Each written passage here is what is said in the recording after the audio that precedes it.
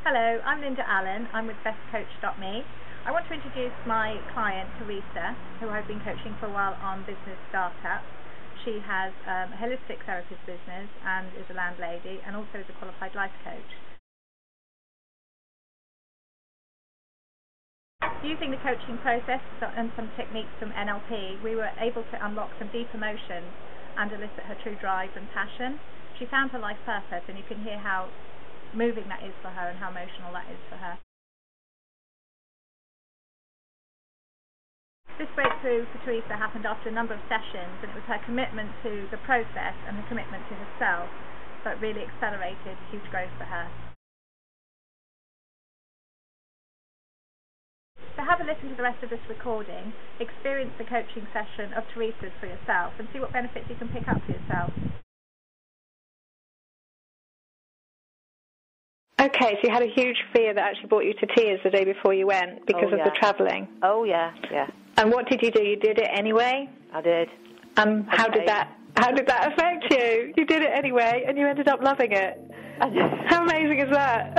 Oh, yeah. So I know I'm really wary about blocks because the more I'm reading, it's just false information. It's just a perception. Exactly.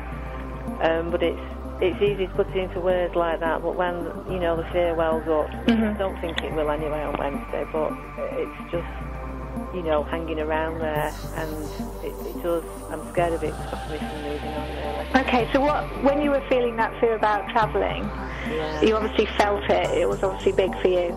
Yeah. And it's like you say, it's easy to say words that describe it, and like, oh, well, it was fine, and moved on. But at the time, it's very real, isn't it? Yeah. So, if you go back into that moment and think about exaggerating those feelings? Yeah.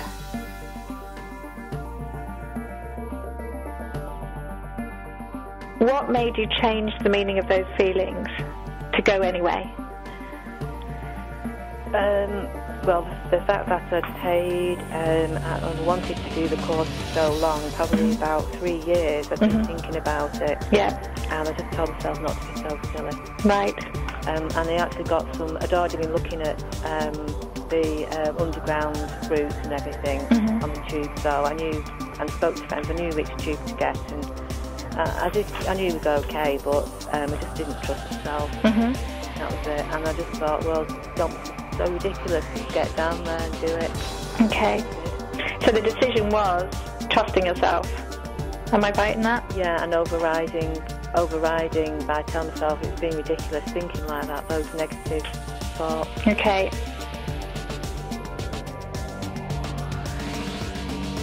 And were they thoughts or were they feelings mostly? Oh, right, you're right there. Oh, God. I think they were a mixture, but I think in the main it was feelings. Okay. And I think, although I'm saying think, it's feelings wrapped up with fear. Yeah. Okay. And they're all related to thoughts, so I could see. Yeah. So that's... So it's just whether they come up as a thought first or a fear first. Okay, but the point is you felt them and you thought it, and it was talking to yourself. Yeah. So you squashed down the voice, the silly voice. I did. And decided to trust yourself. Yeah. And override the fear. Yeah. And did it anyway. So you took action because you'd paid, so you were committed. Yeah. And because you knew that you knew that this was what your life was leading you to do. You'd spent 3 years thinking about it. Yeah. So you were pretty determined and pretty committed. I was, yeah. So that determination and commitment got you through your fear. Yeah. Okay. So that's an important learning point as well.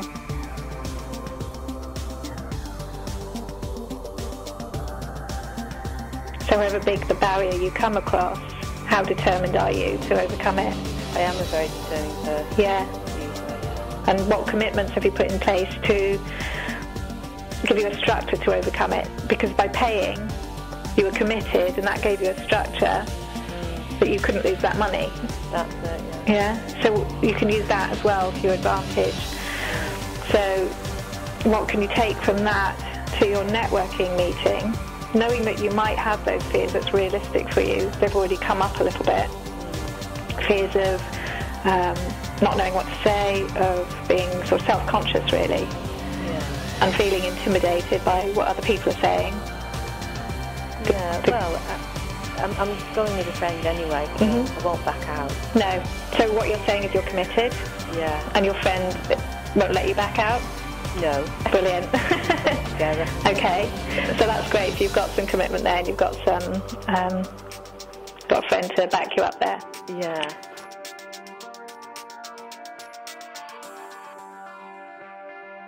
And what other ways are you committed? Well, I've got my business cards, and I've got to start handing them out now to people. And I think if I treat it like a social event, I know it's not kind of a commitment, but it's a change of perception, and I think that will help me get through. Okay. So that will help me a lot. Okay, so you're committed with your friend. You've got business cards, you want to use them. Yeah. The other way you're committed is what we've just talked about. This is one of the milestones or one of the goals that you're setting, which is what the first step really from today to take you on your life path. Don't say that, I'll crumble. I think I'm just going to go upstairs when I finish the phone call and have a good week. Oh dear, you know, this is the first time that a life coaching session has hit the nail so much on the head. Oh wow. You know, with me and my life purpose, because it's a spiritual thing as well. And it's just, I can't explain it, I don't know. Wow, that's powerful stuff, isn't it? Yeah, it is, yeah. But it's helped me so much, and I think that realisation now has helped me take the edge off this networking session, because it's so deep in what I want to do that the passion will come out. The passion will keep me committed as well.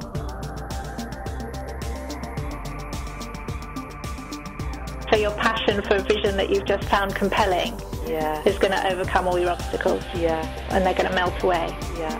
And they're just going to be nothing. You're going to be aware of them, but they're going to be nothing. Yeah. Just like on your tube journey, something that was a huge fear made you feel pretty scared, made you feel like crying. Oh, I did cry. Yeah, but your commitment, and you've got the same commitments here, because you're committed to your life path, you're committed to your friend. So you've got the same commitments, so anything that does come up, you're going to act on anyway. Yeah. And probably love it. Well, you never know. It does seem like that they will pale in significance. Because the passion is the overriding thing, and the emotions that are related to the passion as well. Yeah. They're so much stronger than those things that could happen. And it's so important, I can't emphasise how important it is for you just to emphasise that, focus on it every day if you have to, even while you're there. If you get a moment, just focus on that, focus on what you're doing here, what's your intent, what is this about? Yeah. This is about you taking steps on your life path. And it's to fulfil my passion. Yeah. And if you just focus on the feelings you get from that, it will see you through. It will. It will definitely see you through. And that little gremlin voice, whatever it is, that says, oh, you know, they've got a really impressive business, you know, my business is nothing like that, you know, I'm not good enough for that kind of thing. So those little voices, if you can literally play with them in your head and imagine that there's a radio saying those voices and you're literally physically turning the volume down. Yeah. And making them maybe sound really silly. I don't know, what's a silly voice to you or an insignificant voice to you? Can you describe one? That cartoon character that says, what's up, Doc? Yeah, Donald Duck or something. Bugs Bunny or whatever, yeah. So if you make that voice sound like that, make it, if it helps, whatever it is, it makes it insignificant and silly. So whether that's been making it louder, making it exaggerated, or making it softer and quieter and further away, whatever it is that works for you, you're just taking the emphasis off it and finding that inner voice which says, I'm resourceful, I can deal with tube journeys because I'm on my life path and I'm excited. And that will come up and ride and override any silly voice.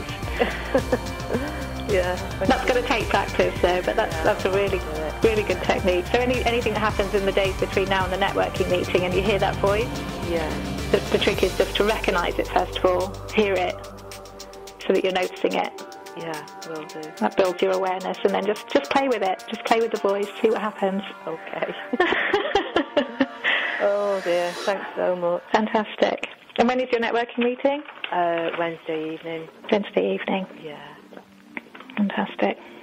So send me an email if you like beforehand or whatever. I'll either do one before or after. Yeah, whatever works for you. Way to let you know. Yeah. But it's just meant so much to me, this session. It really has. Oh, it's going to be brilliant.